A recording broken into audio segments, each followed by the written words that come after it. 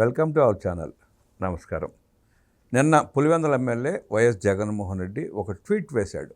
ఆ ట్వీట్లో ఆయన చెప్పింది ఏంటంటే, నారాసుర పాలనలో పరాకాష్ఠకు అరాచకం అంట, దాడి చేసిన వారికి రక్షణ, బాధితులపై కేసులతో రాజకీయ కక్ష అంటే ఒక ట్వీట్, చాలా పొడవైన ట్వీట్ వేపించుకున్నాడు తన అకౌంట్లో. సిదిరప్పలరాజు కుమారుడు బైక్తో ఒక యాదవ్ బిడ్డను చంపేస్తే ఆ కేసును మాఫీ చేయడానికి, సాక్ష్యాలు తారుమారు చేయడానికి సిదిరప్పలరాజు ప్రయత్నించాడు కాబట్టి పోలీసులు కేసు పెట్టారు, కోర్టులో సరెండర్ చేశారు, కోర్టు రిమాండ్ చేసింది.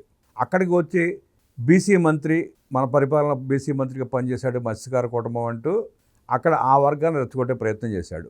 చనిపోయింది ఎవరు? ప్రజలు వాళ్ళు అడుగుతుంది జగన్ రెడ్డిని, చనిపోయిన బిడ్డ ఎవరు? బీసీ కాదా, యాదవ్ కుటుంబానికి సంబంధించిన వ్యక్తి కాదా అని నిలదీస్తున్నారు. గతంలో కూడా ఎమ్మెల్సీ అనంతబాబు ఎస్సీ బిడ్డని డ్రైవర్ సుబ్రహ్మణ్యాన్ని చంపి డోర్ డెలివరీ చేస్తే అక్కడ కూడా జగన్మోహన్ రెడ్డి ఎమ్మెల్సీ అనంతబాబుని పరామర్శించి ఓదార్చి సన్మానం చేసిన పరిస్థితి మనం చూసాం. ఎస్సీ బిడ్డని చంపి డోర్ డెలివరీ చేస్తే ఎమ్మెల్సీ అనంతబాబుని సన్మానించిన జగన్మోహన్ రెడ్డి కుల రోగంతో కుళ్ళిపోతా ప్రతి సందర్భాన్ని కులం కోడంతో చూస్తున్నాడు, రెచ్చగొట్టే ప్రయత్నం చేస్తున్నాడు. గుంటూరు ఈస్ట్ మాజీ ఎమ్మెల్యే ముస్తాఫా కొడుకు బషీర్ నూజివీడ్లో రైతులను అడ్డగించి పొగాకు లారీని రైతులను కిడ్నాప్ చేసి హింసిస్తే అక్కడికి వచ్చి ఏదో మాట్లాడతాడు, మైనారిటీలను హింస పెడుతున్నారు, మైనారిటీల మీద కక్ష అంటున్నాడు. ఆలూరు కాన్స్టిట్యూన్సీలో విరూపాక్షి ఒక దళిత మహిళల్ని ఇంట్లో చొరబడి ఆమె బట్టలు లాగి కొట్టి హింసిస్తే బీసీ ఎమ్మెల్యేని అరెస్ట్ చేస్తారా, దుర్మార్గపు చర్య అంటాడు. మరి అక్కడ దెబ్బలు తింది ఎవరు? బాధితురాలు ఎవరు? మాదిగ బిడ్డ ఎస్సీ మహిళ కదా. ఆ ప్రస్తావన తీసుకురాడు, బీసీ ఎమ్మెల్యే అంటాడు. ఇలా మనం ఎక్కడ చూసినా ఎప్పుడు చూసినా, గతంలో కూడా సుధాకర్ని వెంటాడి ఆయనకి నరకం చూపించి హింసించి చంపినప్పుడు దళిత డాక్టర్ చనిపోయాడని చెప్పి ఎక్కడ అనలా, ఆ డాక్టర్ మీద కక్ష సాధించుకున్నాడు. జగన్మోహన్ రెడ్డి ముఖ్యమంత్రిగా ఉన్న 5 సంవత్సరాల్లో సుమారుగా 600 మంది ఎస్సీ ఎస్టీ బిడ్డలు దారుణంగా జగన్ రెడ్డి కాటుకు బలయ్యారు. బీసీలు మైనారిటీలు అనేక కేసులతో ఇబ్బంది పడ్డారు. జగన్ రెడ్డి పాలన వల్ల, జగన్ రెడ్డి దాష్టికాల వల్ల ఇబ్బంది పడ్డారు. ఇప్పుడు వచ్చి ప్రతి సందర్భంలోనూ బీసీ ఎమ్మెల్యే అంటాడు, బీసీ మాజీ మంత్రి అంటాడు. ఇలా బీసీని రెచ్చగొట్టి పబ్బం గడుపుకునే ప్రయత్నం చేసే భాగంలో ఎదుటివారు ఎస్సీనా ఎస్టీని పట్టించుకోకుండా వాళ్ళని అనదొక్కే ప్రయత్నమే చేస్తున్నాడు. పొద్దున్న లెగిస్తే నా ఎస్సీ, నా ఎస్టీ, నా మైనారిటీ, నా బీసీ అనే జగన్ రెడ్డి తన అవసరాన్ని బట్టి, అవకాశాన్ని బట్టి బీసీ ఎస్సీ ఎస్టీ డ్రామా ఆడుతూ వీళ్ళు ఇబ్బంది పెట్టిన వాళ్ళని సమర్థించుకుంటూ రాక్షస రాజకీయ క్రీడ ఆడుతున్నాడు. విరూపాక్షి విషయంలో అదే చేశాడు, సిదిరప్పలరాజు విషయంలో అదే చేశాడు, ముస్తాఫా విషయంలో అదే చేయబోతున్నాడు, చేస్తాడు కూడా. గతంలో ఒకటి చాలాసార్లు మనం చూసాం. ఎందుకు జగన్మోహన్ రెడ్డి మాట్లాడితే కుల ప్రస్తావన, మత ప్రస్తావన తీసుకొచ్చి, ప్రాంతీయ ప్రస్తావన తీసుకొచ్చి ఏ ప్రాంతానికి వెళ్ళినప్పుడు అక్కడ ఒక వర్గాన్ని భుజాన్ని వేసుకుని రెండో వర్గాన్ని అవమానించే ప్రయత్నం చేస్తున్నాడు, హింస పెట్టే ప్రయత్నం చేస్తున్నాడు. ఇన్ని చేసిన జగన్మోహన్ రెడ్డి చంద్రబాబు పాలన అరాచక పాలన అంటూ కారుకోతల కోసం ట్వీట్లు వేసుకుంటున్నాడు. జగన్ రెడ్డి మానసిక స్థితి మీద, జగన్ రెడ్డి రాజకీయ వైఖరి మీద మరిన్ని విశేషాలు అడిగి తీసుకునే ప్రయత్నం చేద్దాం. విశ్లేషించడానికి మనతో పాటు ఉన్నాడు టీడీపీ సోషల్ యాక్టివిస్ట్ శశి కుమార్. ఆయన అడిగి మరిన్ని విశేషాలు తీసుకునే ప్రయత్నం చేద్దాం. నమస్తే శశి. నమస్తే అండి. జగన్మోహన్ రెడ్డి గత ముఖ్యమంత్రిగా పనిచేసిన 5 ఏళ్లలో చాలా అరాచకాలు చేశాడు. చాలాసార్లు మనం చెప్పుకున్నాం. ఎలక్షన్ అయిపోయిన తర్వాత, తన పార్టీ దారుణంగా ఓడిపోయిన తర్వాత ప్రజలు ఎందుకు ఓడగొట్టారు? తాను పరిపాలనించిన కాలంలో అరాచకాలు చేయబట్టి ప్రజలు అతన్ని 11 పరిమితం చేశారు.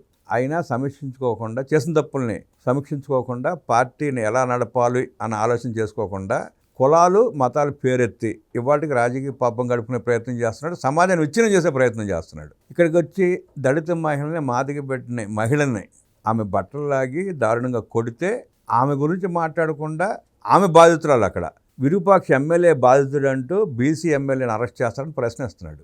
అక్కడ సిదిరప్పలరాజు విషయంలో కూడా అదే, బీసీ మంత్రి అంటాడు, అవతల చనిపోయింది బీసీ బిడ్డ, యాదవ్ బిడ్డ.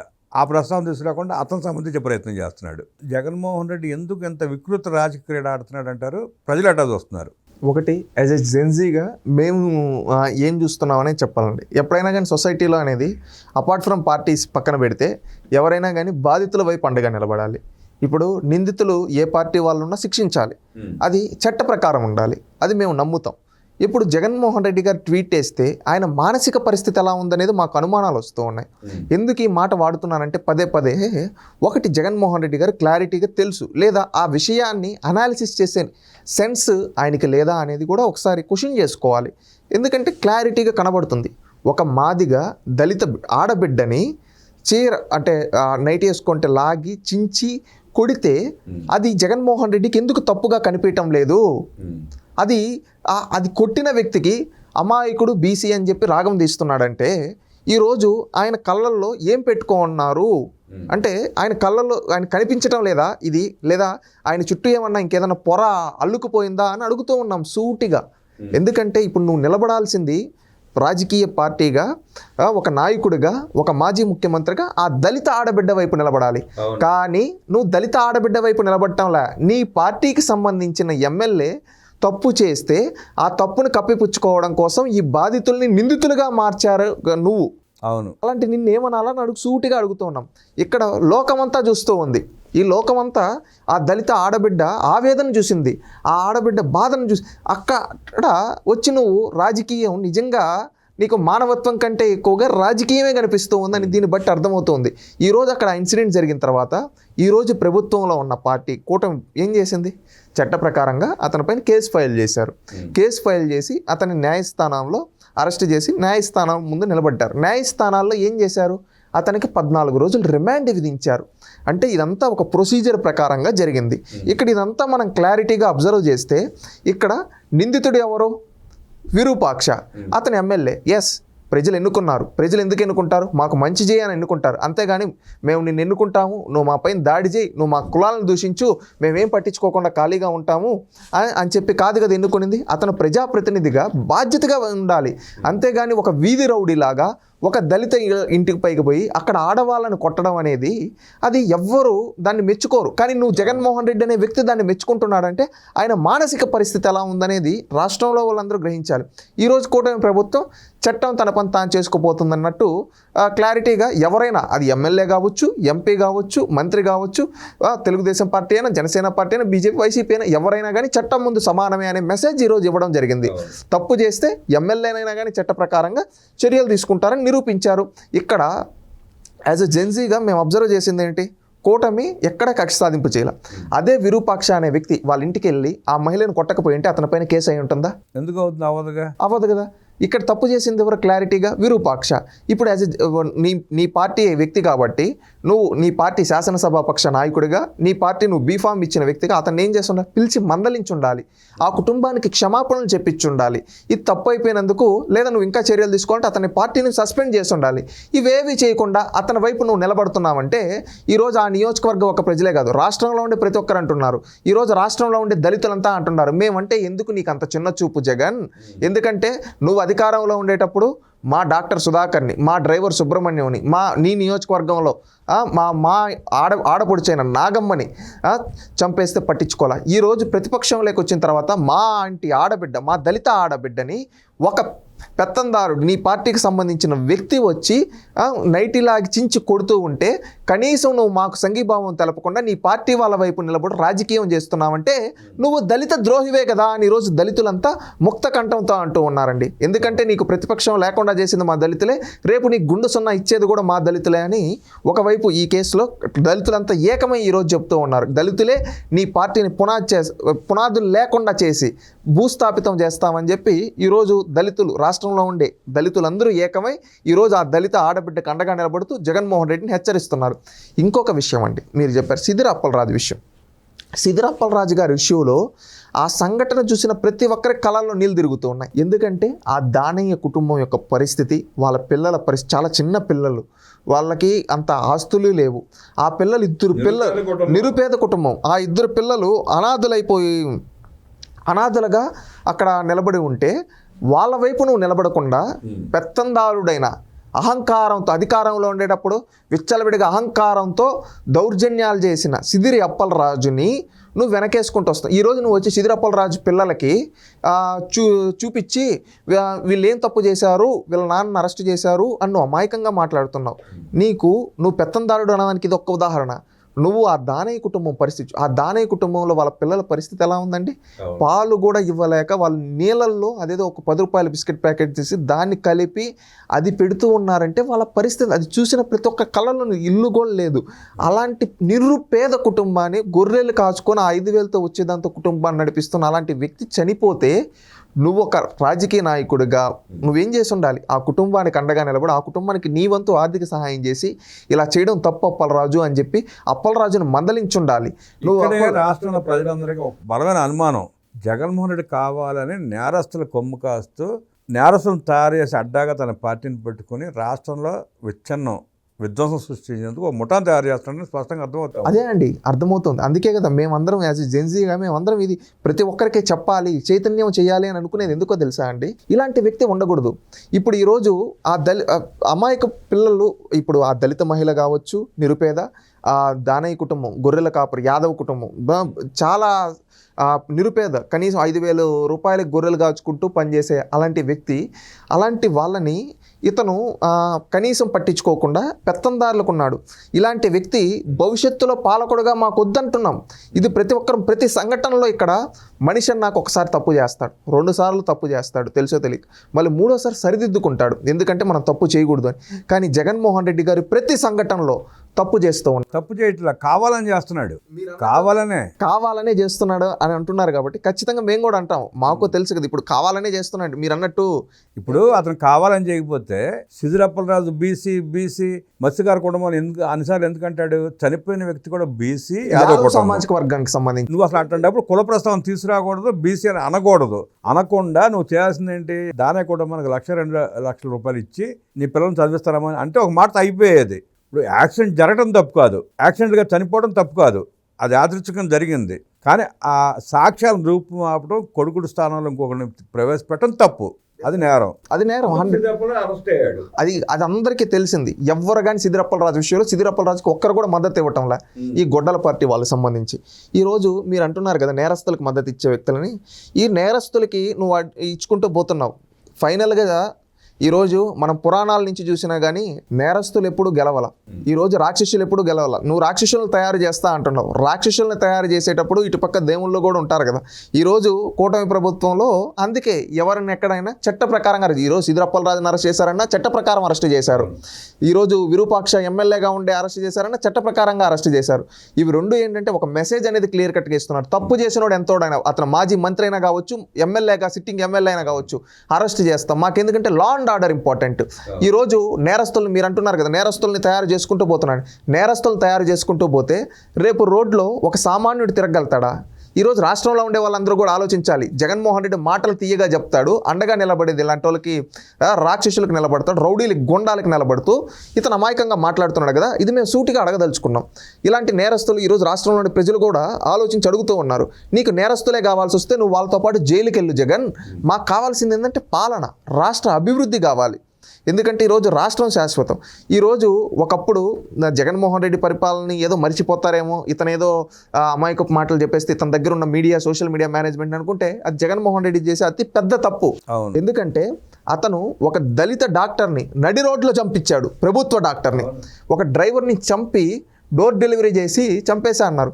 ఒక ఆడబిడ్డ పైన అత్యాచారం జరిగితే అదేదో ఒక కామన్ అన్నట్టు వదిలేసి వెళ్ళిపోయాడు. ఇవన్నీ ఎలా మర్చిపోతారు జనాలు? ఇవన్నీ మర్చిపోరు. ఇప్పుడు జరిగే సంఘటనలో కూడా ఏంటంటే గంజాయి ఎవడైతే అమ్ముతున్నాడో వాళ్ళకెళ్ళి ఏదో తెలియక చేశాడు, ఏదో తెలియక ముందు కొట్టాడు, ఏదో తెలియక రేప్ చేశాడు అని ఇలాంటి మాటలు మాట్లాడుతున్నాడంటే ఇతను నేరస్తులతో ఉండే మైండ్ సెట్. ఈ నేరస్తులతో ఉండే జగన్మోహన్ రెడ్డి మాకు అవసరం లేదు. ఎందుకంటే ఈరోజు కావాల్సింది మాకు నేరస్తులకు అండగా నిలబడే నాయకుడు కాదు, బాధితులకు అండగా నిలబడే నాయకుడు.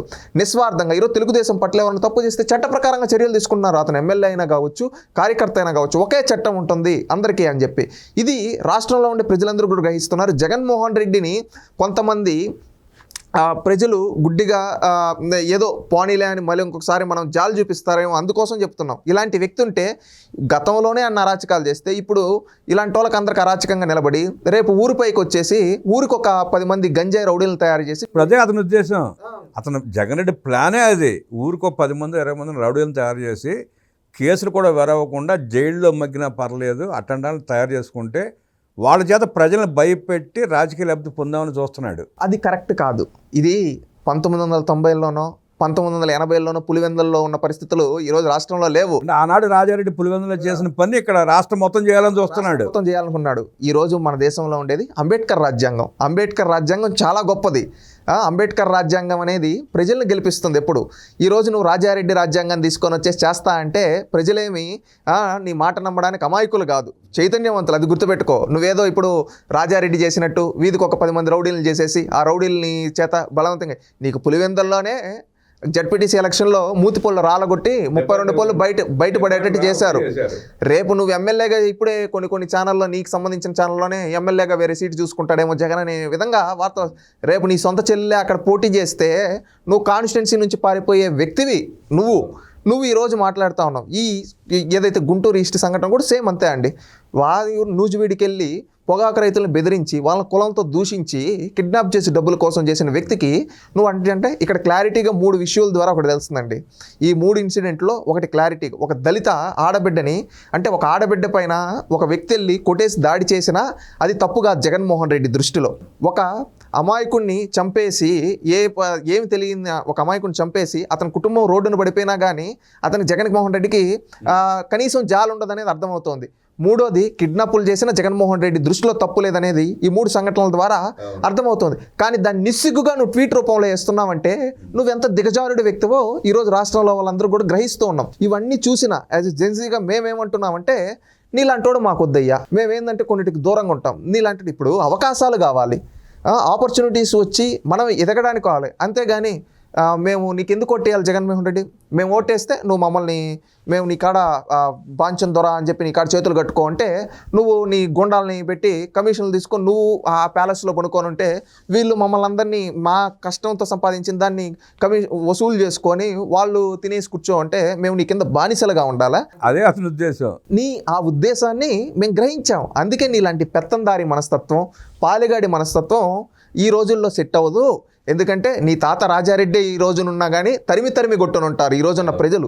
సిచ్యువేషన్ అలాంటి సిచ్యువేషన్ సొసైటీలో మనం ఉన్నాం.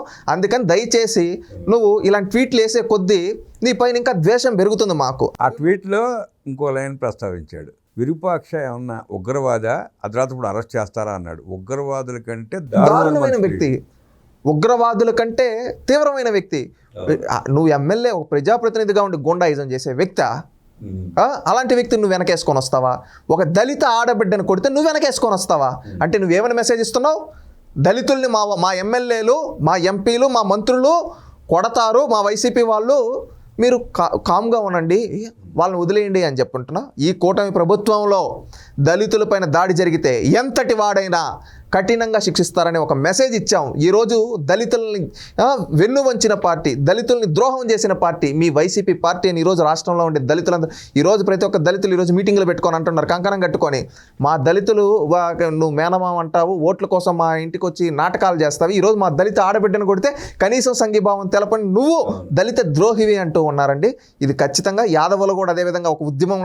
ఎందుకంటే మా పేదింటి బిడ్డ ఒక ఇంట్లో గొర్రెల కాపురగా మా వృత్తి చేసుకొని బతికే వ్యక్తిని చనిపోతే నువ్వు పెత్తందారి మనస్తత్వం చంపినోడి ఇంటికి వెళ్ళి మద్దతు ఇస్తున్నావంటే మా యాదవుల్ని ఎలా వదిలిపెడతాం? మా యాదవుల సత్తా ఏంటో, మా దళితుల సత్తా ఏంటో, మా రైతుల సత్తా ఏంటో నీకు చూపిస్తాం. మా ఓటుతోనే బుద్ధి చెప్తాం. నీ దగ్గర ఈరోజు అధిక మీడియా ఉంది, ఇవి ఉన్నాయి కాబట్టి నువ్వు ఎన్నైనా స్టేట్మెంట్లు ఇస్తావు. కానీ మాకుండేది ఓటు. మా ఓటుతో నిన్ను పాతాళం లేక తొక్కుతామని ఈరోజు దళితులు క్లారిటీగా చెప్తూ ఉన్నారు. అన్ని వర్గాల వాళ్ళు ఏకమవుతున్నారు. యాజ్ ఎ జెన్సీగా మాది ఏంటంటే మేమందరం ఒకే దాంట్లో ఉన్నాం. ఇలాంటివన్నీ రాష్ట్రంలో నుంచి ప్రతిపక్షం లేకుండా చేశాం, రేపు రాష్ట్రం నుంచి కూడా మేమే తరిగి కొడతాం. దేశం మీదకు దాడి చేసే ఉగ్రవాదులని దేశం ప్రజలు ఎట్లా చూస్తున్నారు, రాష్ట్రంలో అశాంతిని రేపి విధ్వంసం సృష్టించి ప్రజలను విచ్ఛిన్నం చేసే ప్రయత్నం చేసిన జగన్ రెడ్డిని ఉగ్రవాది కంటే ఎక్కువగా చూడాల్సిన అవసరం ఉందని, జగన్ రెడ్డిని ప్రజలే తరిమి కొట్టాల్సిన అవసరం ఎంతో ఉందంటూ విశ్లేషించిన జంజీ ప్రతినిధి శశికుమార్ అభినందనలు తెలియజేస్తూ నమస్కారం.